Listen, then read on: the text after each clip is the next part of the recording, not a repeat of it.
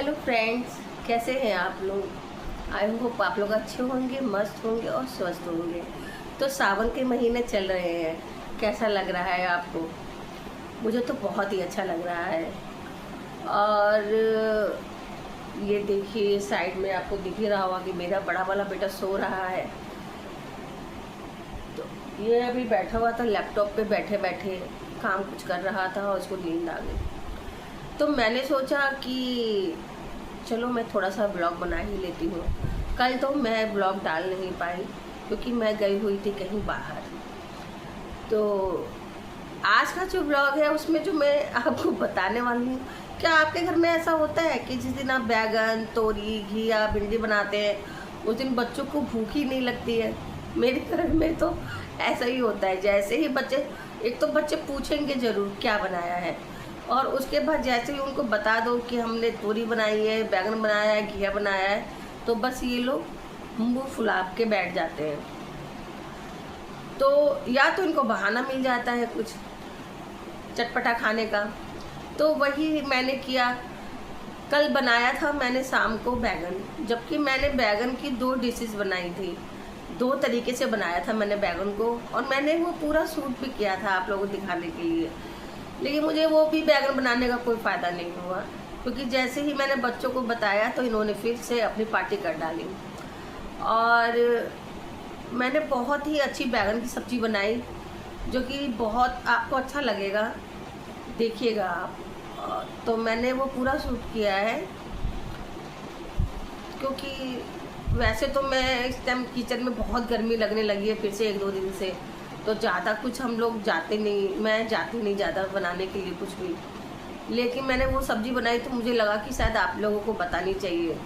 तो जो मैंने बैगन की जो सब्ज़ी बनाई है वो ज़्यादातर बिहार में बनती ही है, और सबके ही घर में बनती है बिहार में। तो मुझे नहीं लगता कि बिहार के किसी भी घर में वो सब्ज़ी ना बनती हो, और वो बनती भी बहुत टेस्टी है। तो मैंने सोचा जब मैं बना रही हूँ तो मैं भी थोड़ा शूट कर लेती हूँ। कुछ चीज़ें तो मैं शूट नहीं कर पाती या मुझसे स्किप हो जाती हैं, लेकिन जितना मुझसे हो सका मैंने शूट किया। तो आप लोग बताइएगा, क्या आप लोग भी ये सब्ज़ी बनाते हैं, और बनाते हैं तो आप लोग कैसे बनाते हैं। और मैं तो बस हर सब्ज़ी या कुछ भी बस एकदम हम लोग सिंपल तरीके से ही बनाती हूँ। और अगर कुछ वैसी चीज़ें होती हैं, एक्स्ट्रा चीज़ें, वो मैं ज़्यादा बनाती भी नहीं हूँ, क्योंकि बच्चे जो है खाने वाले 2 जने हैं, तो ये लोग क्या करते हैं ज़्यादातर बाहर से ही ले आते हैं। और बनाने में तो मुझे तो बहुत, 2 जने के लिए, 3 जने के लिए कोई चीज़ बनाने में बहुत झंझट लगता है, और पूरा काम भी बढ़ जाता है। इसलिए मैं नहीं बनाती हूँ जल्दी। हाँ, कुछ चीज़ें बना लेती हूँ जो सिंपल होती हैं और इजी होती हैं, जो जल्दी से बन जाए किचन में, क्योंकि मुझे किचन में बहुत ज़्यादा खड़े होना पसंद नहीं है। तो फिर देखिए फिर आगे आप कि मैंने क्या बनाया और क्या हुआ उसके बाद। तो फ्रेंड्स, मैं बना रही थी ये बैगन का चोखा। वैसे तो ये वाला चोखा गोल वाला जो बड़ा बैगन होता है उससे बनता है, क्योंकि इसको गैस पे पकाना होता है। लेकिन क्योंकि मेरे घर में यही वाले बैगन थे तो मैंने सोचा मैं इसी से बना लेती हूँ। इससे भी सेम वैसा ही बनता है, बस ये है कि बैगन थोड़े से मोटे और बड़े होने चाहिए। तो मैंने उन्हीं 2 बैगनों को, क्योंकि मेरे को 2 जने को ही खाना था, इसलिए मैंने 2 ही बैगन पकाए। बिल्कुल सेम वही मेथड होता है जो गोल वाले बैगन का होता है। तो इसको आप हाथ की मदद से हर साइड से उलट के पलट के बना ले, इसको अच्छे से पकाइए। ये देखिए,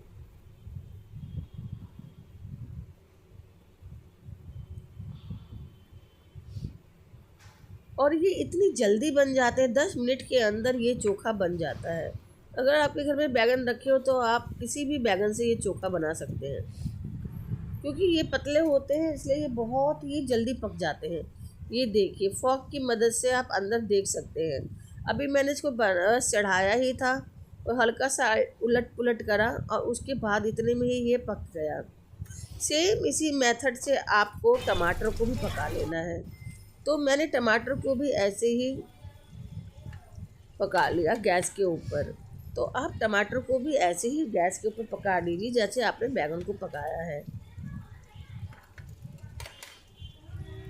और उसके बाद लहसुन को भी सेम उसी मेथड से आपको गैस पे फोक की मदद से मैंने इसको पकाया है, तो पका लीजिए। उसके बाद आपको चाहिए वही सबके जो छिलके हैं उसको हटा लीजिए, बैगन के और टमाटर के। और उसके बाद हरी मिर्ची, नमक, बैगन, टमाटर, प्याज, बस आपको इसमें इतनी ही चीज़ों की ज़रूरत है। बारीक बारीक कटा हुआ प्याज, लहसुन, हरी मिर्ची और थोड़ा सा मस्टर्ड ऑयल। जी हाँ, तो ये आप बाद में भी इसमें डाल सकते हैं जब ये बन जाए, लेकिन मैंने इसको अभी इसीलिए डाल दिया कहीं बाद में मैं भूल ना जाऊँ। और इसको हाथों की मदद से, क्योंकि ये हाथ से ही बनेगा, तो इसको अच्छे से आपको दबा दबा के इसको मैश कर लेना है बिल्कुल अच्छे से। और ये हाथों से ही बनता है। बिल्कुल अच्छे से इसको तोड़ लीजिए। बिल्कुल 10 मिनट के अंदर ये चोखा आपका तैयार हो जाता है। ये देखिए चोखा तैयार हो गया है और बहुत ही टेस्टी लगता है। दूसरी सब्ज़ी मैंने बैगन की बनाई है, उसमें मैंने क्या किया है कि ये है उड़द की दाल के मंगोड़े, जो उड़द की दाल के होते हैं ना वो, तो मैंने इनको भून लिए हैं अच्छे से। और इसके बाद फिर मैंने उन्हीं बैगनों को, लंबे वाले बैगनों को कट किया है और कट करके मैंने इसको चढ़ा दिया है बैगन की में। और इसमें आपको बस जब आप ऑयल डालिएगा तो थोड़ा सा जीरा और मिर्ची डालना है, और उसी टमाटर छोटे छोटे बारीक बारीक कट कर लिए। और टमाटर कट करने के बाद इसको भी बनाने में बहुत आसानी होती है। इसके बाद इसमें आप टमाटर को डाल दीजिए। और उसके बाद इसमें मैंने जो बेसिक मसाले होते हैं जैसे नमक, धनिया पाउडर और लाल मिर्च पाउडर, गरम मसाला, वो डाला। और साथ में ही इसको 2 मिनट पकने के बाद मैंने इसमें वो जो थे पकोड़े वो डाल दिए। इसको फिर आप ढक के 10 मिनट पका लीजिए। इसके बाद आपको जितना पानी चाहिए उतना आप उसमें डाल दीजिए।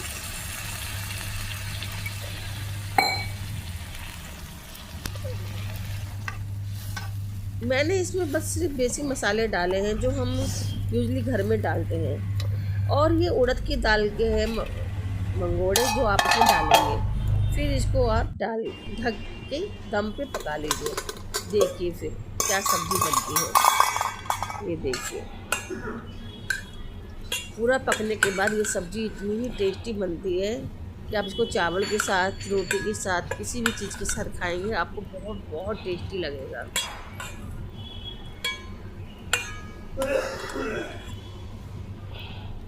तो मेरी तो दोनों सब्ज़ी तैयार हो गई है, लेकिन उसके बाद देखिए बच्चों ने क्या किया।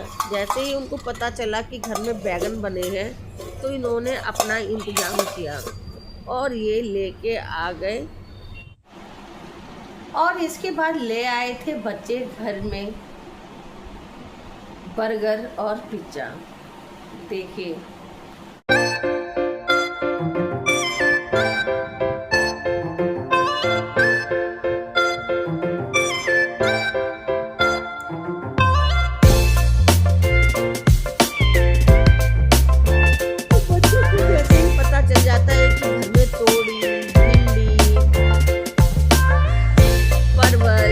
बैगन, ये सब सब्जियां बनी हैं। तो बस उनको उसके बाद बताते ही उनको कुछ ना कुछ बाहर से ही चाहिए। पहले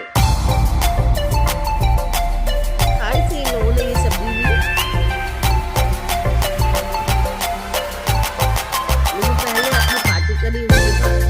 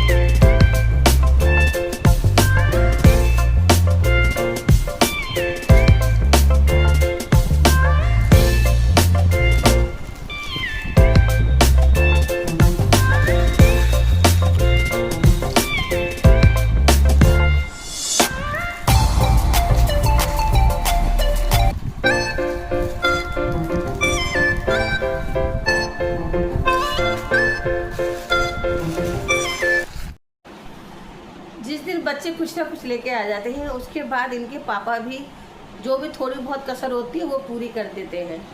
तो वो लेके आए घेवर।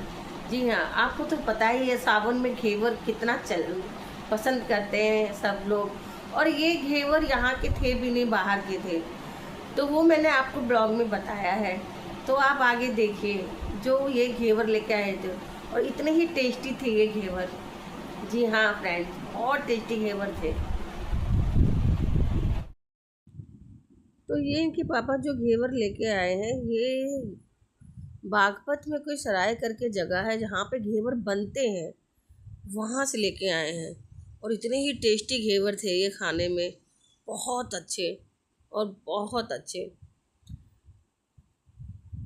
बहुत अच्छे घेवर थे वाकई में।